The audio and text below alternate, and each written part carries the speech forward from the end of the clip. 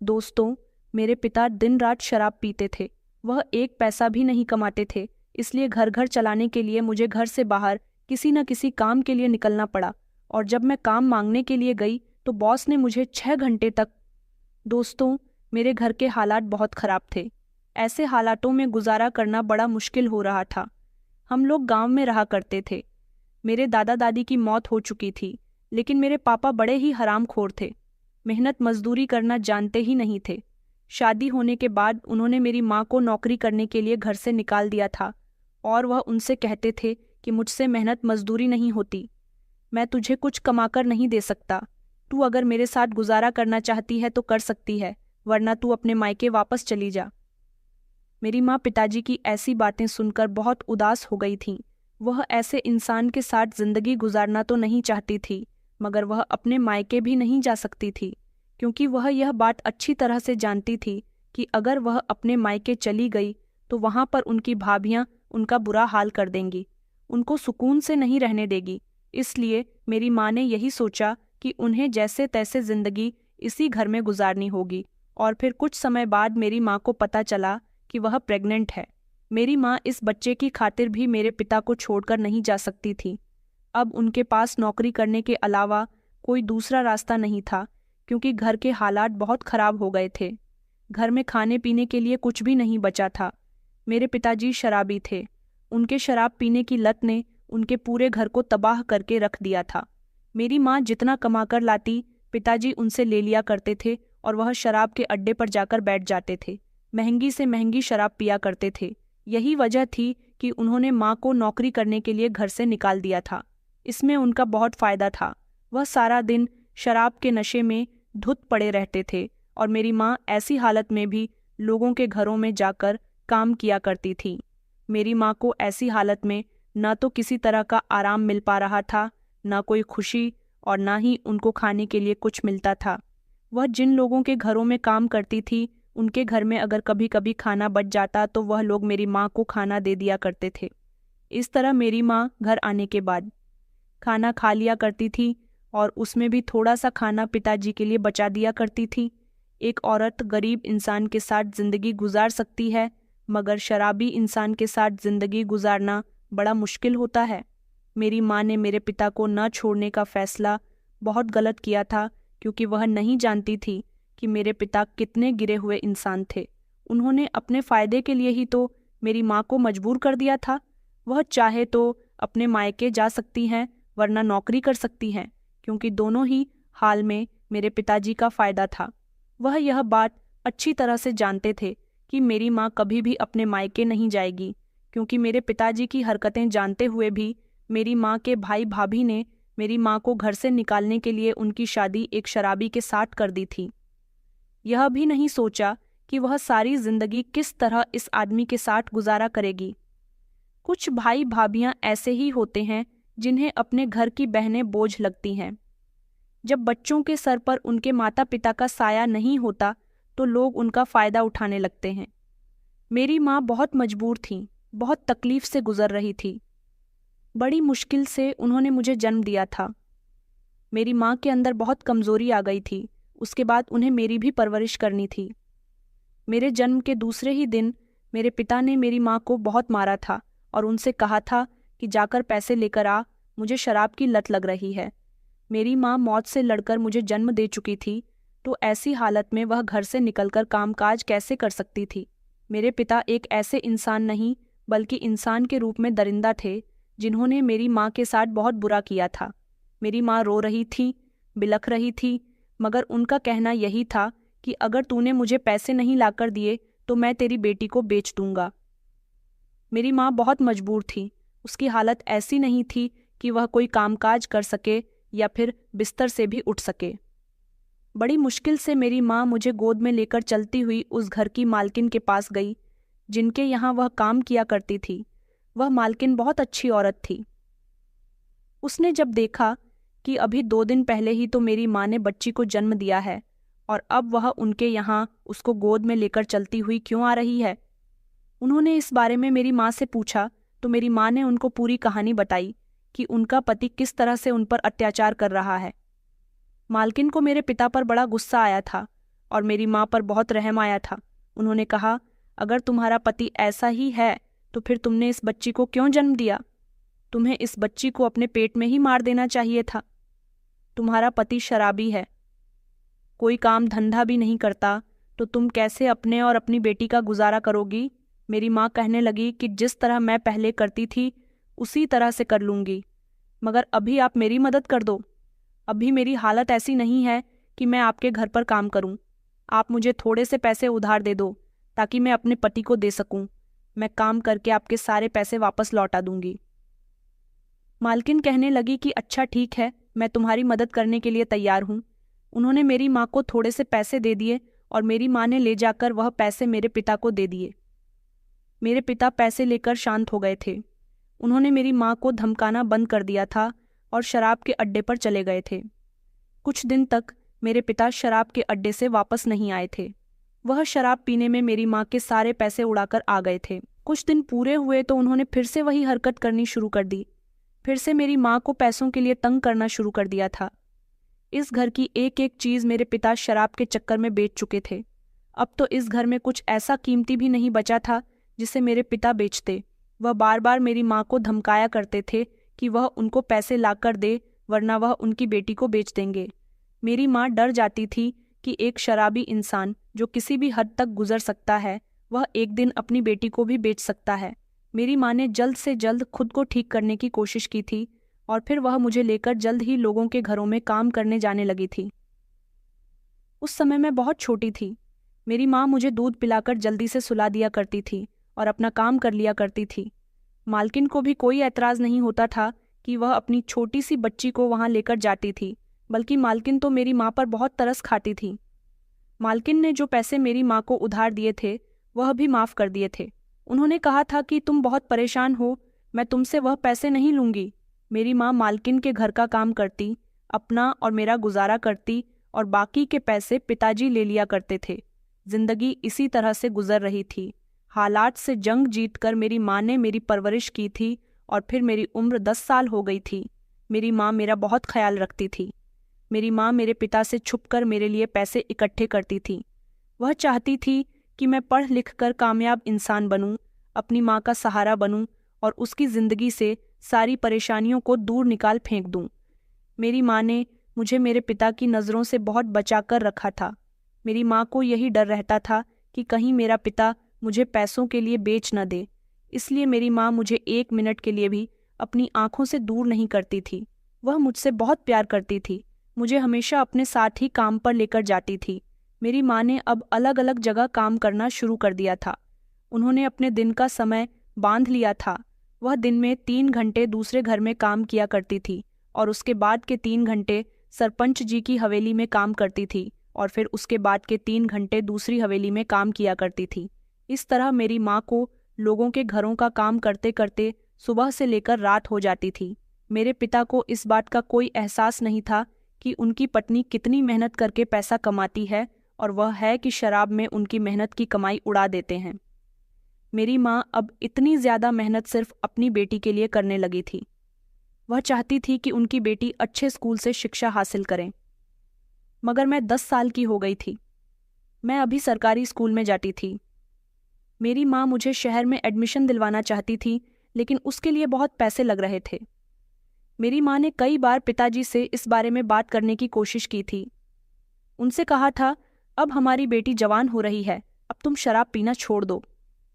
आखिर तुम कब तक यह सब करते रहोगे? एक दिन हमारी बेटी जवान होगी, हमें उसकी शादी भी तो करनी है और मेरा सपना है कि मैं अपनी बेटी को पढ़ा लिखा कर कामयाब बनाऊं। मैं अपना यह सपना जैसे तैसे पूरा करके ही रहूंगी। मेरे पिता कहते थे कि बेटियों की शादी नहीं होती, उन्हें तो ससुराल जैसे नरक में झोंक दिया जाता है, जहाँ पर वह तेरे जैसी ही नौकरानियाँ बनती है। हम गरीब लोग अपनी आंखों से सपने नहीं देख सकते। सपने देखने का हक तो उन लोगों का होता है जिनके पास भारी रकम होती है। तेरे पास क्या है? तू तो खुद लोगों के घरों में झाड़ू बर्तन करती है। मेरी माँ कहने लगी, मगर मैं मेहनत से पैसा कमाती हूँ, तुम्हारे जैसी तो नहीं हूँ जिसने सारी जिंदगी कोई मेहनत ही ना की हो। मेरी माँ जिस हवेली में काम करती थी उस हवेली की मालकिन बहुत पढ़ी लिखी थी। मेरी माँ ने उनसे बात की थी कि वह मुझे पढ़ा दिया करें। मैं स्कूल भी जाती थी और उनसे भी पढ़ती थी। धीरे धीरे मैं जवान होने लगी। मेरी उम्र 16 साल हो गई। मैं अपने ही गांव के सरकारी स्कूल से इंटर कंप्लीट कर चुकी थी। मैं पढ़ाई में बहुत अच्छी थी। मेरी माँ मुझे देखकर बहुत खुश हुआ करती थी। मेरी माँ चाहती थी कि पिताजी अब शराब पीना छोड़ दें। अब मेरी माँ के बस की नहीं थी कि वह अपनी मेहनत की कमाई उन्हें देती रहे, इसलिए उन्होंने पिताजी को पैसे देना बंद कर दिया था। पिताजी मेरी माँ से पैसे मांगा करते थे और जब वह मेरी माँ पर हाथ उठाया करते थे तो मैं अपनी माँ को बचा लिया करती थी, क्योंकि मैं अब इतनी बड़ी हो चुकी थी कि अपनी माँ को पिताजी के हाथों से पिटते नहीं देख सकती थी। पिताजी घर से चले गए थे और काफी दिनों तक घर वापस ही नहीं आए थे। मेरी माँ कहने लगी कि पता नहीं तुम्हारा पिता कहाँ चला गया है। वह बस इसी टेंशन में रहती थी। फिर एक दिन पता चला कि मेरे पिताजी ने हमारे इस घर को बेच दिया है। उन्होंने अपना शराब का इतना कर्जा कर लिया था कि उन्हें अपना कर्ज उतारने के लिए हमारे घर को बेचना पड़ गया। ले देकर हमारे पास यह घर ही तो था। यह घर भी मेरे पिता ने बेच दिया था, क्योंकि गांव की ज़मीनें ज़्यादा महंगी नहीं थीं। हमारा घर छोटा सा था, इसलिए इसकी कीमत भी ज़्यादा नहीं थी, मगर यह हमारे सर पर साया बना हुआ था। अब हम लोग कहाँ जाते? बड़ी मुश्किल से हमें अपने ही गांव में एक किराए का मकान मिल गया था। मेरी माँ के लिए अब घर का किराया देना भी बढ़ गया था। पिताजी की इतनी उम्र आ गई थी, मगर वह सुधरने का नाम ही नहीं ले रहे थे। एक के बाद एक वह मेरी माँ की जिंदगी में मुसीबतें खड़ी करते जा रहे थे। मैं अपनी माँ की परेशानी देखकर बहुत परेशान रहती थी। मेरी माँ मुझे कहती थी कि तुम बस अपनी पढ़ाई पर ध्यान दो, बाकी का सब मुझ पर छोड़ दो। अब हमारे सर पर छत भी नहीं थी। मेरा इंटर कंप्लीट हुए अभी 3 महीने गुजरे थे और मुझे कॉलेज में भी एडमिशन लेना था, मगर एडमिशन लेने के लिए मेरी माँ के पास पैसे ही नहीं थे। उन्होंने कुछ पैसे जोड़ कर रखे हुए थे। उन्होंने मुझे शहर भेज दिया था और कहा था कि जाकर तुम अपने एडमिशन का बंदोबस्त करो, अभी तो इतने पैसे ही ले जाओ, थोड़े पैसों का इंतज़ाम मैं बाद में कर दूंगी। मैं जितने पैसे लेकर गई थी उन पैसों में मेरा एडमिशन हो गया था। मेरी माँ के बिना थी जो मेरा एडमिशन हो गया था, वरना मैं शायद कभी पढ़ ना पाती। मेरी माँ मेरी पढ़ाई पूरी करवाने के लिए मेहनत में लगी हुई थी। उसके बाद पिताजी ने हम पर एक और मुसीबत डाल दी थी। पिताजी ने किसी कंपनी के एजेंट से बात की थी। उन्होंने अपने नाम पर लोन पास करवाया था। मेरे पिताजी को पैसों की बहुत ज़रूरत पड़ रही थी। ऐसा इसलिए था क्योंकि वह महंगी महंगी शराब पिया करते थे। मेरे पिताजी ने अपने शराब का कर्ज पूरा करने के लिए हमारा घर भी सस्ते दामों में बेच दिया था और अब वह इस लोन को लेने की तैयारी कर रहे थे ताकि महंगी से महंगी शराब पी सके।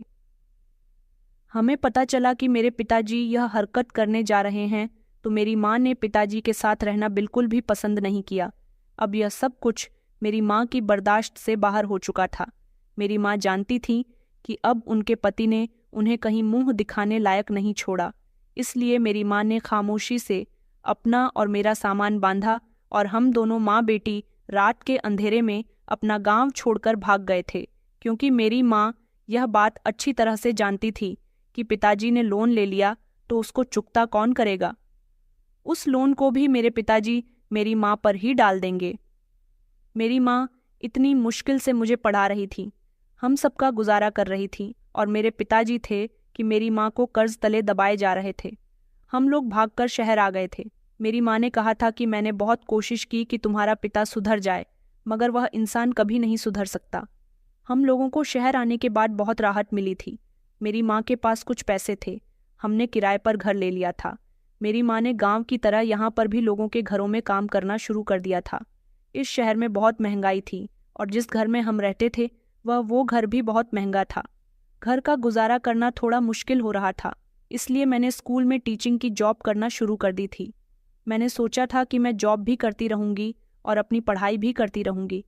अभी मेरी सैलरी बहुत कम थी। हम दोनों माँ बेटी मिलकर कमाया करते थे और अपना गुजारा किया करते थे। यहाँ पर हमारी ज़िंदगी बहुत सुकून से गुजर रही थी, क्योंकि यहाँ ना तो हमें पिताजी की टेंशन थी और ना ही मेरी माँ को मेरे पिताजी के जुल्मों का शिकार होना पड़ता था।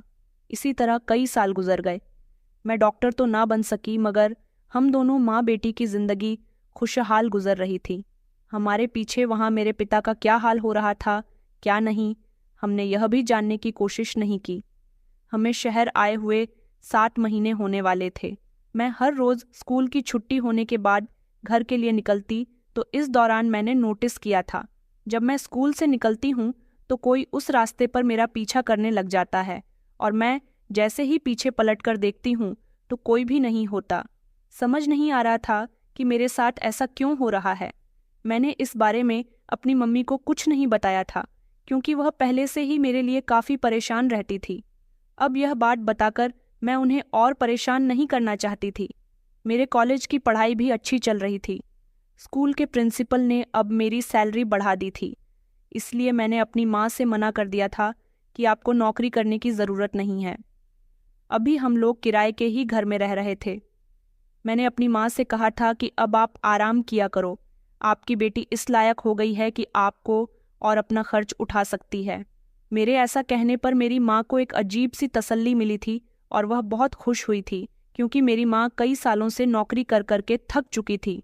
लेकिन मैं अब उस इंसान की वजह से परेशान रहती थी जो मेरा पीछा किया करता था। मेरा पीछा क्या सच में कोई करता था या फिर ऐसा मेरा वहम था, यह मैं समझ नहीं पा रही थी, क्योंकि ऐसा मेरे साथ हर बार होता था। जब जब मैं घर से निकलती थी तब तक मुझे ऐसा लगता था जैसे किसी की नज़र मुझ पर पड़ रही है, और मैं जैसे ही पीछे पलटकर देखती तो कोई भी नहीं होता था। काफ़ी दिन हो गए थे, मैं बहुत तंग आ गई थी, इसलिए मैंने सोचा कि अब मैं इस बारे में पता लगा लूं कि आखिर मेरा पीछा कौन कर रहा है, क्योंकि काफ़ी समय बाद हम दोनों माँ बेटी की ज़िंदगी में इतने सुकून के दिन आए थे। अब मैं दोबारा से बेचैन रहने लगी थी, सिर्फ इसी वजह से कि मेरा पीछा कौन करता है। मगर काफ़ी दिन गुजर गए थे। मैं यह बात नहीं जान पाई थी, शायद कोई नहीं था, यह सिर्फ मेरा वहम था। मैं शायद इस छोटी सी बात को लेकर ऐसे ही परेशान हो रही थी। मैं अपनी माँ को भी परेशान नहीं करना चाहती थी। मैं अपनी माँ को हर तरह का आराम देना चाहती थी, इसलिए इतने लंबे समय गुजर जाने के बाद भी मैंने इस बारे में अपनी माँ को नहीं बताया था कि कोई मेरा पीछा करता है। यह बात मैंने छुपा दी थी। मैं खुद नहीं जानती थी कि क्या सच में मेरे साथ ऐसा हो रहा है या फिर मेरी कोई गलत फहमी है। मैं किसी भी नतीजे पर नहीं पहुंच पा रही थी, क्योंकि मैं बहुत परेशान हो चुकी थी। मेरी नौकरी काफ़ी अच्छी चल रही थी। स्कूल के प्रिंसिपल ने मेरी काबिलियत देखते हुए 2 बार मेरी सैलरी बढ़ा दी थी। मैं बहुत खुश थी कि सब कुछ बिल्कुल ठीक चल रहा था। बस टेंशन तो इसी बात की थी कि जो हादसा मेरे साथ हर बार स्कूल से निकलने पर हो रहा था। एक दिन मैं बहुत खुश थी, क्योंकि स्कूल की सारी ही टीचर्स मेरी फ्रेंड्स बन गई थीं और हम सब लोग घूमने के लिए जाने वाले थे। जब हम लोग वहाँ घूमने के लिए गए तो मैंने देखा कि वहाँ भी कोई मेरा पीछा कर रहा था। मेरी समझ नहीं आ रहा था कि मुझे ऐसा अजीब अजीब सा क्यों लगता था। अब तो मैं स्कूल से भी नहीं निकल रही थी। मेरे साथ यहाँ स्कूल की टीचर मौजूद थी, तो फिर उनके होते हुए भी मुझे एक अजीब सा डर महसूस हो रहा था। मुझे मम्मी की भी फिक्र होती थी। मैं बार बार उन्हें फ़ोन करके पूछती थी कि वह ठीक तो है ना। मम्मी कहती थी कि तुम मेरी तरफ से परेशान मत हुआ करो, तुम पहली बार तो अपने दोस्तों के साथ घूमने गई हुई हो, तुम वहाँ खूब इंजॉय करो। और फिर फाइनली पूरे हफ्ते की ट्रिप इंजॉय करने के बाद हम लोग वापस अपने घर आ गए थे। मैं घर आई तो मम्मी ने मुझे बताया कि जिस घर में हम रेंट पर रहते हैं, उस घर के मालिक चाहते हैं कि अब हम इस घर को खाली कर दें। मम्मी कहने लगी कि बेटा, घर को खाली करने के बाद हमें दूसरे घर में शिफ्ट होना पड़ेगा, तो हम दूसरा घर तलाश करना शुरू करो। मैंने दूसरे घर की तलाश करना शुरू कर दिया था। मैं बहुत परेशान थी कि मकान मालिक को हमें इस बारे में पहले बताना चाहिए था। वह घर खाली करवाने के लिए बहुत जल्दबाजी कर रहे थे। समझ नहीं आ रहा था कि इतनी जल्दी जल्दी मैं कहाँ से घर की तलाश करूं, क्योंकि हमें तो अपने बजट में बैठने वाला ही घर देखना था, और अब जल्दबाजी में मुझे जितने भी घर रेंट पर मिल रहे थे उन सभी का रेंट बहुत ज़्यादा था, जो मैं अफोर्ड नहीं कर सकती थी। मकान मालिक ने हमें घर खाली करने के लिए 2 दिन का टाइम दे दिया था। अब इस 2 दिन में मुझे बहुत कुछ करना था। मैं अपने क्लासरूम में छुट्टी हो जाने के बाद परेशान सी बैठी हुई थी। तभी स्कूल के प्रिंसिपल क्लास में आए और मुझे परेशान बैठा हुआ देखकर कहने लगे कि मैं आपको घर नहीं जाना। पूरे स्कूल की छुट्टी हो चुकी है, सभी लोग जा चुके हैं। मैंने कहा, जी सर, मैं बस जा ही रही हूँ। ये कहकर मैं वहाँ से उठने लगी थी। तभी प्रिंसिपल ने फिर से मुझे रोक लिया और कहने लगे कि क्या हुआ, आप कुछ परेशान लग रही हैं। मैंने उनको अपनी प्रॉब्लम के बारे में बता दिया तो वह कहने लगे कि बस इतनी सी बात है, चलिए मैं आपकी मदद कर देता हूँ। मैंने कहा, आप मेरी मदद काफ़ी कर चुके हैं। आपने 2 बार मेरी सैलरी बढ़ा दी है और वैसे भी आप मुझे टाइम से पहले सैलरी देकर मुझ पर बहुत बड़ा एहसान करते हैं। प्रिंसिपल सर कहने लगे कि नहीं नहीं, आपको मेरा एहसानमंद होने की ज़रूरत नहीं है। आप एक काबिल टीचर हैं। ऐसे टीचर को अपने स्कूल में रखने के लिए प्रिंसिपल को टीचर की मदद करनी ही होती है। मैं आपकी प्रॉब्लम सॉल्व किए देता हूँ। हमारा एक मकान खाली पड़ा हुआ है। कुछ दिनों पहले हमने उसमें से किराएदार निकाल दिए थे। अभी कोई नए किराएदार नहीं रखे हैं। अगर आप चाहो तो अपनी मम्मी के साथ वहाँ पर रह सकती हो। प्रिंसिपल सर की बात सुनकर मैं बहुत खुश हो गई थी। मैंने कहा, सर ये तो बहुत अच्छी बात है। आपका बहुत बहुत शुक्रिया। प्रिंसिपल सर ने कहा कि आपको एडवांस देने की भी कोई ज़रूरत नहीं है। आपका रेंट लेट भी हो जाया करेगा, तब भी कोई बात नहीं। प्रिंसिपल सर ने मेरी बहुत बड़ी प्रॉब्लम को सॉल्व कर दिया था। मैं बहुत खुश थी। घर आकर मैंने मम्मी को जब इस बात के बारे में बताया तो मम्मी भी खुश हो गई थी और उन्होंने कहा कि तुम्हारे स्कूल के प्रिंसिपल साहब सच में बहुत अच्छे इंसान हैं। प्रिंसिपल सर लगभग 27 साल की उम्र के थे। यह स्कूल उनके पिता का था, मगर उनके पिता के मरने के बाद उन्होंने स्कूल की जिम्मेदारी संभालनी शुरू कर दी थी। अगले ही दिन हमने वह घर खाली करने के बाद प्रिंसिपल सर के घर में अपना सारा सामान शिफ्ट कर लिया था। अब हम लोग यहाँ बेफिक्री से रह रहे थे क्योंकि यह घर बहुत अच्छा था। मैं प्रिंसिपल सर को अपनी सैलरी से ही रेंट कटवा दिया करती थी, लेकिन मैं अभी भी परेशान थी क्योंकि मुझे अभी भी यही लगता था कि कोई मेरा पीछा कर रहा है। हम इस नए घर में जब से आए थे, मैंने देखा था कि हमारे घर के गेट के थोड़ी सी ही आगे एक ऑटो वाला हमेशा खड़ा रहता था। इस घर से मुझे स्कूल बहुत दूर पड़ता था, इसलिए मैंने सोचा कि मैं इसके साथ ही स्कूल चली जाया करूँगी। मुझे लगा कि शायद इस ऑटो वाले का घर यहीं कहीं आस-पास ही होगा, तभी तो वो अपनी ऑटो ज़्यादातर यहीं खड़ी करता है। एक दिन मैं इस ऑटो वाले के ऑटो में झांक कर देखने लगी तो यह ऑटो वाला कहने लगा कि कहाँ जाना है मैडम, बताओ। तो मैंने उसे स्कूल का एड्रेस बताया था। ये ऑटो वाला मुझे स्कूल तक लेकर चला गया था। अगले दिन भी मैं इसी ऑटो में बैठकर स्कूल चली गई थी और फिर उसके बाद ऐसा ही होने लगा था। अब मैं हर बार ही इसी ऑटो से जाया करती थी। एक दिन इस ऑटो वाले ने मुझसे बड़ा ही अजीब सवाल किया था। वह कहने लगा कि आपकी शादी हो गई है। मैंने उसे चौंक कर देखा। मैंने कहा, तुम यह कैसा सवाल कर रहे हो? तो वह कहने लगा कि मैं जानता हूँ कि आपकी शादी नहीं हुई है, लेकिन फिर भी आपसे पूछ रहा हूँ कि क्या आप किसी को पसंद तो नहीं करती, या फिर आपकी कहीं मंगनी तो नहीं हो गई? मैंने कहा कि नहीं नहीं, ना तो मेरी मंगनी हुई है और ना ही मैं किसी को पसंद करती हूँ। तो वह कहने लगा कि चलो ये तो बहुत अच्छी बात है। देखना मैडम, एक दिन मेरी शादी तुम्हारे साथ होगी। उसकी ऐसी बात सुनकर मेरे होश उड़ गए थे। उसकी हिम्मत कैसे हुई कि वह इतनी बड़ी बात कह रहा था? मैंने कहा था कि यह तुम किस तरह से बात कर रहे हो? तो वह मेरी इस बात पर जोर जोर से हंसने लगा। इतनी जोर जोर से हंसने लगा कि उसे देखकर ऐसा लग रहा था कि वह कोई नॉर्मल इंसान नहीं है, बल्कि वह कोई पागल इंसान है।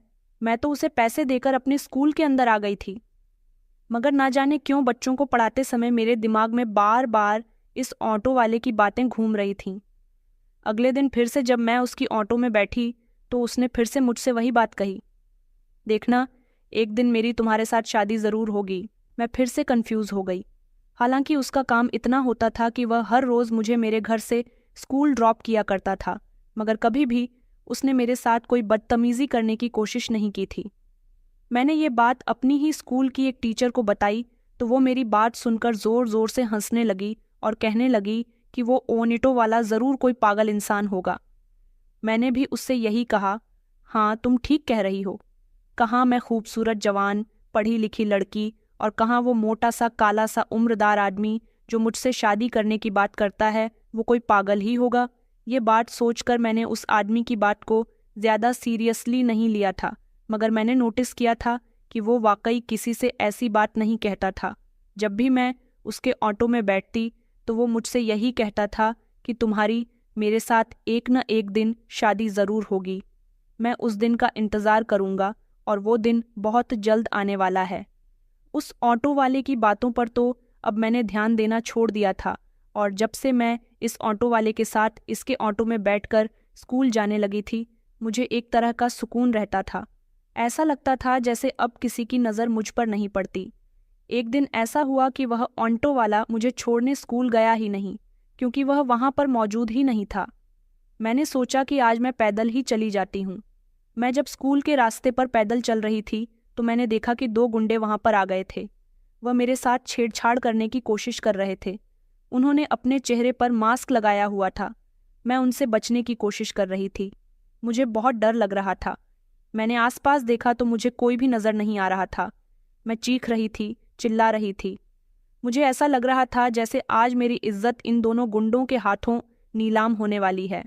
वह दोनों मुझे पकड़ने की कोशिश कर रहे थे, मगर मैं तेज तेज भाग रही थी। तभी अचानक मेरी टक्कर किसी से हुई और उसने मुझे अपनी बाहों में भर लिया था। जब मैंने नज़र उठाकर देखा तो मैं दंग रह गई थी कि जिस इंसान ने मुझे संभाला था वह इंसान कोई और नहीं बल्कि प्रिंसिपल सर थे। मेरी जान में जान आई थी। प्रिंसिपल ने जब उन लोगों की तरफ लपकने की कोशिश की तो वह दोनों ही गुंडे वहां से भाग गए थे। मैंने प्रिंसिपल सर से कहा कि आपका बहुत बहुत शुक्रिया, आपने मुझे बचा लिया, वरना ना जाने आज मेरे साथ क्या होता। प्रिंसिपल सर मुझे अपने साथ स्कूल ले गए थे और उन्होंने जिम्मेदारी ली थी कि वह मुझे खुद स्कूल से घर और घर से स्कूल लाने की जिम्मेदारी उठाएंगे। मैंने उनसे मना भी किया था, मगर उन्होंने कहा कि नहीं, मैं तुम्हारी हर तरह से मदद करना चाहता हूँ। मैं यह सब देखकर बहुत हैरान हो रही थी कि आखिर प्रिंसिपल सर मुझ पर कुछ ज़्यादा ही मेहरबान होने लगे थे। एक दिन मुझे इस बात के बारे में भी पता चल गया कि आखिर वह मुझ पर इतने मेहरबान क्यों होते थे। जब उन्होंने मुझसे अपनी मोहब्बत का इजहार किया, उन्होंने कहा कि तुम मुझे बहुत पसंद आ गई हो। जिस दिन से तुम इस स्कूल में आई हो उसी दिन से स्कूल के बच्चों की पढ़ाई बहुत अच्छी चल रही है, क्योंकि तुम एक काबिल और होनहार टीचर हो और मैं भी तुम्हें बहुत पसंद करने लगा हूँ। तुमसे शादी करना चाहता हूँ, मगर मैंने अभी प्रिंसिपल सर से शादी के लिए इनकार कर दिया था, लेकिन उनकी मोहब्बत के लिए हाँ कर दी थी, क्योंकि मैं भी उन्हें पसंद करने लगी थी।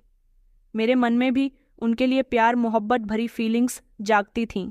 मैंने कहा था कि आपको अपनी फैमिली को मेरे घर रिश्ता लेकर भेजना होगा, तभी मैं आपसे शादी करूंगी।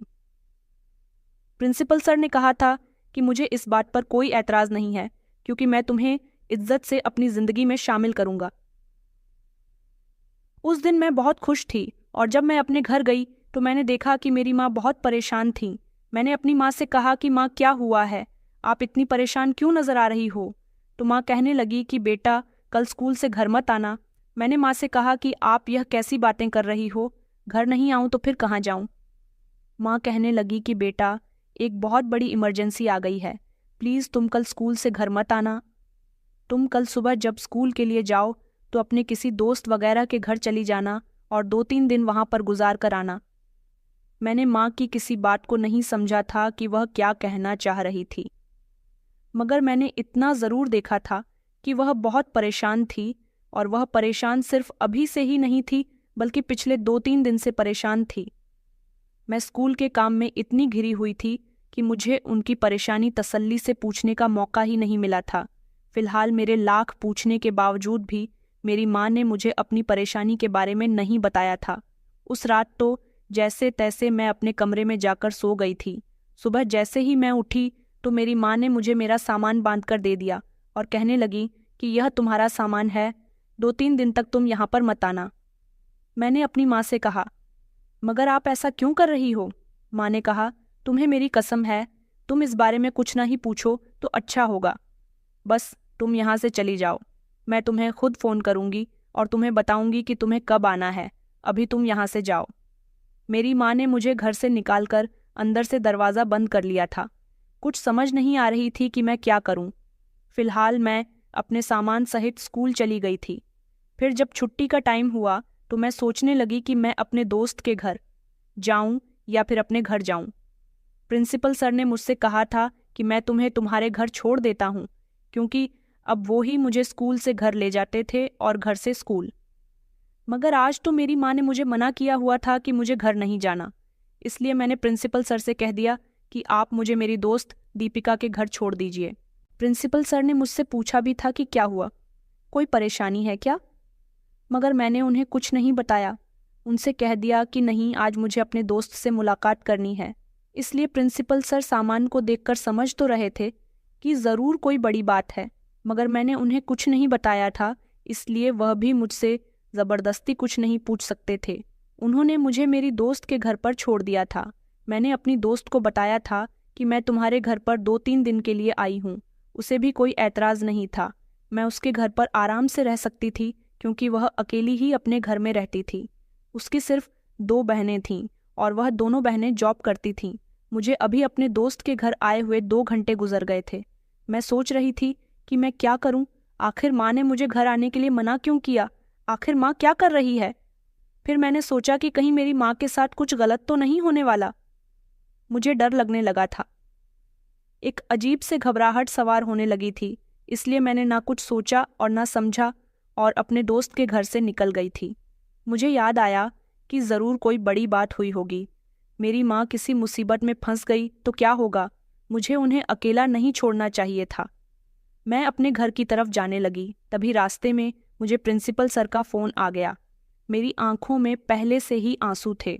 मैं अपनी गलती पर पछता रही थी कि मुझे अपनी माँ की बात को नहीं मानना चाहिए था। इतनी ही देर में प्रिंसिपल सर की कॉल आई। मैंने जब उनसे हेलो बोला तो वह समझ गए थे कि मैं रो रही हूँ। प्रिंसिपल सर घबरा गए और कहने लगे कि तुम्हें क्या हुआ है? तुम क्यों रो रही हो? मुझसे बर्दाश्त नहीं हुआ तो मैंने उन्हें सब कुछ बता दिया। मैंने कहा, मैं अभी और इसी समय अपने घर जा रही हूँ। मेरी माँ का बर्ताव मुझे कुछ ठीक नहीं लग रहा था। प्रिंसिपल सर कहने लगे कि अच्छा ठीक है, तुम अपने घर जाओ और अपना ख्याल रखना। यह कहकर हम दोनों ने फ़ोन बंद कर दिया था। मैं जैसे ही अपने घर पहुंची तो यह देखकर मेरे पैरों तले से ज़मीन निकल गई थी कि वहां पर बहुत भीड़ लग रही थी। बहुत सारे लोग इकट्ठा थे। मैं जल्दी से घर के अंदर घुसी तो यह देखकर मेरे होश उड़ गए थे कि मेरे घर में वही ओवंटो वाला आदमी बैठा हुआ था। वह दूल्हा बना हुआ था, जबकि मेरी माँ दुल्हन के कपड़ों में मौजूद थी। ये सब क्या हो रहा था? पंडित जी भी मौजूद थे, जो मंत्र पढ़ने के लिए बिल्कुल तैयार बैठे थे। मैं जैसे ही अपनी माँ के पास पहुंची तो मेरी माँ ने मुझे देखा और वह कहने लगी कि तू यहाँ पर क्यों आई है? अब मैं समझ गई थी कि मेरी माँ ने मुझे यहाँ से निकालकर शादी रचाने के बारे में सोच लिया था। माँ ने कहा, मैंने तुझे मना किया था ना? इससे पहले मैं कुछ और सोचती। एक आदमी ने उठकर घर का दरवाज़ा बंद कर दिया, मुझे धक्का देकर मेरी माँ के बराबर में बिठा दिया। तभी मुझे पता चला कि यह वही एजेंट है जिसने मेरे पापा को पैसे दिलवाए थे, जिसके बाद मेरे पापा इस दुनिया से चले गए। अब वह लोन के पैसे हमसे वसूलना चाहता था। पहले उसने अपने गुंडे भेजकर मुझे मारने की कोशिश की थी। वो गुंडे मेरी इज्जत खराब नहीं करने आए थे, बल्कि मुझे पकड़कर मारना चाहते थे और इससे पहले भी उसके आदमी कई बार मेरा पीछा कर चुके थे। मगर उसे मारने से ज़्यादा मेरे घर आना बेहतर लगा, इसलिए वह ऑटो वाला बनकर मेरे स्कूल जाने के बाद मेरी माँ से मिलने यहाँ आता था और मेरी माँ को ब्लैकमेल किया करता था कि तुम दोनों माँ बेटी मुझे पैसे दे दो, क्योंकि मेरे पिता ने जब उसके लोन के पैसे चुकता नहीं किया तो उसे पता चला कि मेरे पिता की पत्नी और एक बेटी भी है। वह हमें तलाश करने लगा और फिर एक दिन ऐसा हुआ कि उसे पता ही चल गया कि हम इस शहर में रहते हैं। वह मेरी माँ को घर जाकर धमकाया करता था, या तो वह से शादी करे या फिर अपनी बेटी की शादी उससे करवा दे। लेकिन मेरी माँ मेरी जिंदगी के बदले अपनी जिंदगी तबाह करने के लिए तैयार थी, क्योंकि वह जानती थी कि मेरे पिता ने शुरू से लेकर अब तक हम लोगों के साथ बहुत गलत किया और यह एजेंट भी बहुत खतरनाक आदमी था। यह अपना भेष बदलकर यहाँ मेरी माँ से मिलने आता था। मैंने उस ऑटो वाले से कहा कि प्लीज़ मेरी माँ को छोड़ दो, तो वह कहने लगा कि तुम मेरे पैसे दे दो, मैं तुम दोनों को छोड़ दूंगा। मैंने उसे लाख समझाने की कोशिश की, मगर वह मेरी और मेरी माँ की बात सुनने के लिए तैयार ही नहीं था। वह कहने लगा, अगर तुम लोगों की नीयत ही नहीं है मेरे पैसे देने की, तो फिर मैं तेरी ही बेटी से शादी करूंगा। यह अब भी जवान है और खूबसूरत है। वह मेरे साथ जबरदस्ती करने लगा और पंडित जी से कहने लगा कि मंत्र पढ़ना शुरू करो। मैं चीख रही थी, चिल्ला रही थी। इतनी ही देर में धड़ाम से दरवाजा खुला और पुलिस हमारे घर के अंदर आ गई थी। पुलिस को देखकर हम सब हैरान रह गए थे कि पुलिस को यहाँ किसने बुलाया था। फिर मुझे पता चला कि पुलिस को तो प्रिंसिपल सर लेकर आए थे। उन्होंने मुझे फ़ोन पर परेशान देख लिया था और वह समझ गए थे कि ज़रूर कोई बड़ी बात है। इसलिए वह पुलिस को लेकर मेरे घर आ गए थे और यहाँ आने के बाद पुलिस को सब कुछ पता चल गया था। पुलिस ने उस ऑटो वाले को गिरफ्तार कर लिया था और पुलिस उसे गिरफ्तार करके ले जा चुकी थी। मेरे पिता मर गए, मगर उन्होंने सारी जिंदगी मेरी माँ को परेशान किया। शायद उनको नरक में भी जगह नहीं मिलेगी, क्योंकि उन्होंने मेरी माँ को बहुत तंग किया। प्रिंसिपल सर ने उस आदमी को कड़ी से कड़ी सज़ा दिलवाई थी और फिर प्रिंसिपल सर ने मेरी पूरी जिम्मेदारी उठाने का फैसला किया। उन्होंने मेरी माँ से मेरा हाथ मांग लिया और उन्होंने मेरे साथ शादी कर ली। मैं प्रिंसिपल के साथ एक खुशहाल जिंदगी गुजार रही हूँ, लेकिन मैं उन मर्दों से यही कहना चाहूँगी कि अपने गलत शौक पूरे करने के लिए किसी को मुसीबत में मत डालो। सामने वाले की मजबूरी समझो। कहीं ऐसा ना हो कि आपके शौक पूरे करते करते आपसे तंग आने वाला इंसान खुद बर्बाद हो जाए, क्योंकि जीते जी तो तुम जो चाहे कर सकते हो, मगर मरने के बाद तो तुम्हें माफ़ी मांगने तक का मौका नहीं मिलेगा। मेरे पिता को उनके किए की सज़ा जीते जी तो नहीं मिल सकी, मगर मुझे उम्मीद है कि भगवान ने उनको उनके किए की सज़ा ज़रूर दी होगी, क्योंकि उन्होंने मेरी माँ को बहुत सताया था। तो दोस्तों, कहानी पसंद आई है तो वीडियो को लाइक करें। चैनल पर नए हैं तो चैनल को सब्सक्राइब करें और नोटिफिकेशन को ज़रूर दबाएं ताकि अगली अपडेट सबसे पहले आपको मिले। धन्यवाद।